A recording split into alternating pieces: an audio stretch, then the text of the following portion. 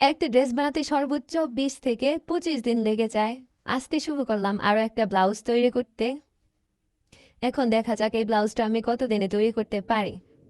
এটা হচ্ছে ব্লাউজের হাতাটা, এটা কেটে রেখেছিলাম। এবারটা আলাদা করে রেখেছিলাম, এটা কোনোভাবেই একসাথে হচ্ছিল না আর কি। ব্লাউজের পিছনের পাটের সাথে এটা যুক্ত করব।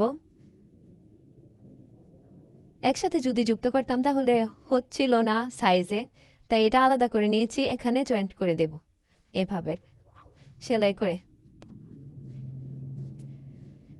আর ভেবেছিলাম এই ব্লাউজটাও সব সময়ের মতো নিচে বেল্টের মতো ব্যবস্থা করে দিব, কিন্তু পরে ভাবলাম বেল্ট দিয়ে ব্লাউজ পরা একটু বেশি ঝামেলা হয়ে যায়, যেহেতু এই ব্লাউজটা আমার না অন্য কারো।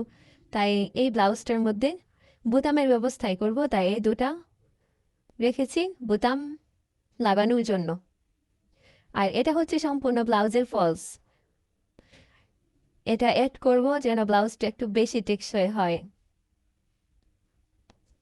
এই হচ্ছে আমার ব্লাউজের যেই পার্টগুলো প্রয়োজন তৈরি করতে, সেই পার্টগুলো এখন জাস্ট সেলাই করতে হবে।